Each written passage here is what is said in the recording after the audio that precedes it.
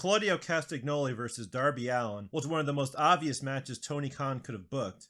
You have the best ragdoll bumper in AEW in Darby for top strongman Claudio to toss around.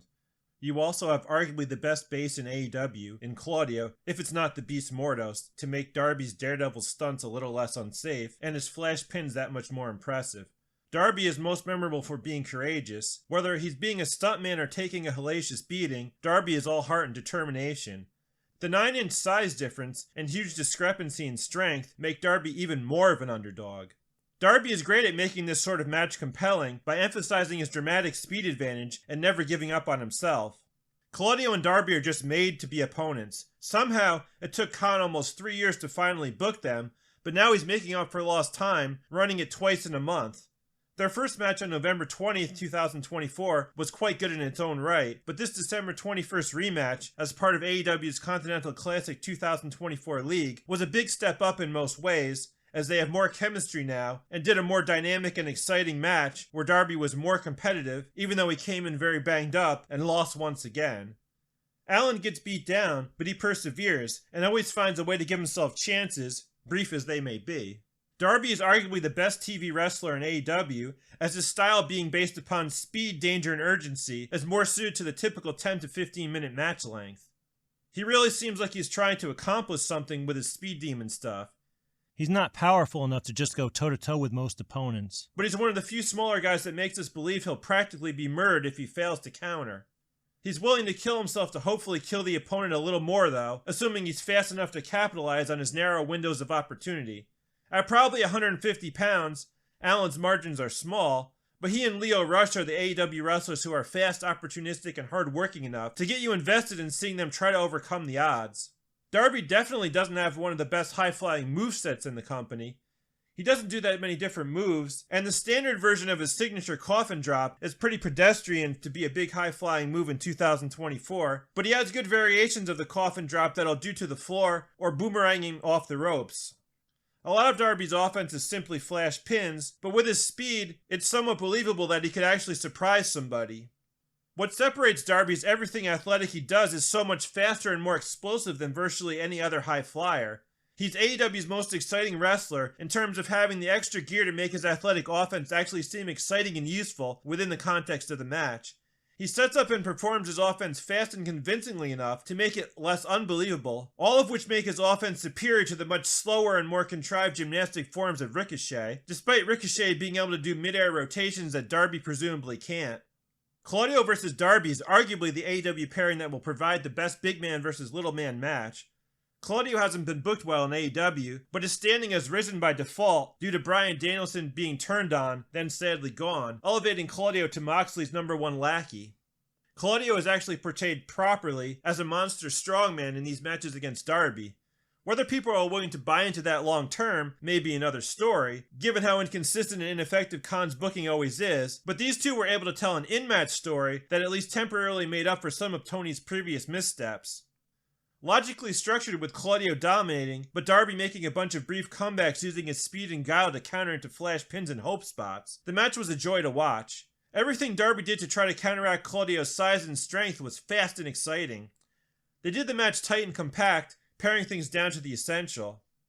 Claudio won their first match using a brutal giant swing into the ring steps to set up standing on one ringside table and doing a massive press slam onto another table, which didn't even break to help cushion the impact. That essentially ended the match, which was good in terms of the killer spot being more than another throwaway moment to garner a nanosecond pop and some likes on social media, but it felt like the first match was missing the final act where Darby found a way to push Claudio, or at least give him a scare or two. Claudio obviously isn't an opponent Darby needs to be almost knocking out a bunch of times. They wisely didn't go crazy trying to make it look like Darby had the match won, instead focusing on him trying to be opportunistic. The match started quickly, like both their Continental Classic matches versus Will Ospreay, but did a better job of maintaining the high level throughout.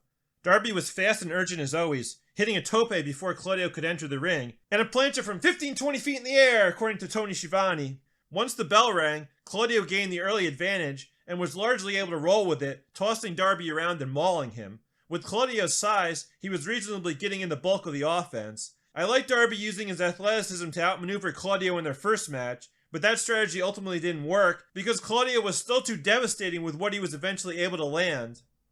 Darby upped his game this time, recklessly throwing his body at Claudio with every offensive maneuver. Darby as the human battering ram, sacrificing his body hoping diving through the ropes or off the top rope would inflict more punishment on Claudio than it did on himself was an overall improvement. It was a more desperate and dramatic strategy, showing more desire to somehow overcome the odds, even if not in an ideal manner. Claudio was somewhat able to avoid Darby's dives last time, but Darby was more urgent and determined this time. There were more stunts and big bumps in this encounter, even though again Darby was mostly trying to get a flash pin. There was a great spot where Claudio kicked out of a roll-up, but Darby went right into a boomerang body press for another near fall. They actually did a variation of this in their first match, but it came so early that it was a throwaway where Claudio reasonably kicked out at 1. Darby was all banged up coming into the match, with lower back and rib issues. He was going on guts before this big challenge even began, which left him more prone to getting overpowered by his hulking opponent. Claudio brutalized Darby's injured body with his power moves. Darby was a bumping machine as always, who was fighting from underneath. Anytime the pace slowed down in the first match, Darby was losing, so he just threw caution to the wind here, doing his best to create chaos. Even though Darby doesn't have a huge moveset, he mixes up what and how he does things quite a bit, so his matches are less predictable and samey. Darby keeps taking crazy bumps where the edge of the ring apron is the only thing that braces his fall to the floor. In this match, the ring apron slowed down Claudio body slamming Darby over the top rope. Claudio was all high impact destruction, including his giant swing into the ring steps.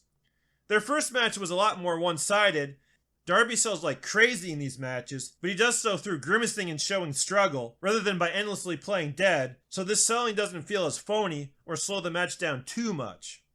Everything in this match from Darby was fast and wild, while Claudio was brute force personified. Darby dove off the apron into a standing rear naked choke, only to have Claudio put him through a table with a big dive to break the hold.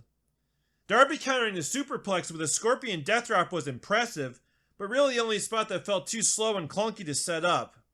Darby got his final hope spot carrying the Ricola bomb with the code red. Claudio then managed to hit 2 Ricola bombs, but Darby still wouldn't stay down, so Claudio resorted to brass knuckles to finally knock him out.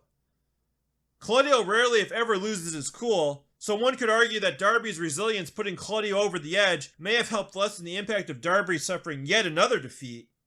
The cheap and lazy finish seems to instead be the reason this match isn't getting nearly the credit it deserves though. It's probably the best AEW TV match of 2024, but the finish was lame enough that I'm not ready to give it a quarter star higher than the 3.5 stars I gave Konosuke Takeshita vs Darby Allin from January 3rd, Bryan Danielson vs Hechicero from February 3rd, Will Ospreay vs Claudio Castagnoli from April 17th, Will Ospreay vs Rey Fenix from June 12th, Bryan Danielson vs Pac from July 3rd, Will Ospreay vs Ricochet from October 2nd, or Darby Allin vs Will Ospreay from December 18th, and could possibly decide one of these matches was actually better if I binge rewatched them. At the moment, I'm certain this was better than Darby vs Will Ospreay from December 18th though, because Claudio was doing all the things he does well, things that make Darby look better, while Ospreay was just trying to be Claudio really. I credit Will for actually doing something different against Darby than the top disc style he always does against another elite athlete, but while he typically tried his best, he certainly wasn't setting Darby up nearly as well as someone like Claudio, who makes a living making the opponent look better. The best part of Darby vs Claudio was definitely the wild opening. Before Tony Khan further undermined his mythical sports-based presentation of late with these gimmicky shortcuts, it would probably have closed a little stronger. At 11 minutes 16 seconds, the December 21st Darby vs Claudio was 2.5 minutes shorter than the November 20th meeting. That makes sense, not only because everyone in this tournament was doing at least 5 singles matches in a month, but the story they have been telling is that Darby should not have been able to survive as long as he did. I still don't buy the idea that Darby is progressing because Claudio needed to beat him by cheating this time. I think that most of what AEW has done since the plan to have Darby take the title from Bryan Danielson was leaked has been an unmitigated disaster, with the unwatchable Jon Moxley vs Orange Cassidy program driving even the promotion's remaining loyalists off in droves, but that's a different subject. The issue relevant to this match review is that Darby's stock has dramatically dropped by losing his signature gimmick match for no reason to Jungle Jackass at Wembley Stadium, losing his title challenge to Moxley on September 25th, then losing twice to Moxley's Lieutenant Claudio, without getting any sort of revenge on the Death Riders whatsoever. Not even making it to the semifinals of the Incontinence Classic, and not even being booked on the last few pay-per-views is just adding insult to injury. I'm guessing someday Darby will just get the big win, and everyone will be relieved Moxley's terrible reign has come to an end, but this isn't the lead up to winning the world title that's going to allow Allin to carry the company from a business standpoint. He'll unfortunately just get a handful of main events and essentially be forgotten like poor Swerve Strickland if some better plans aren't drawn up quickly.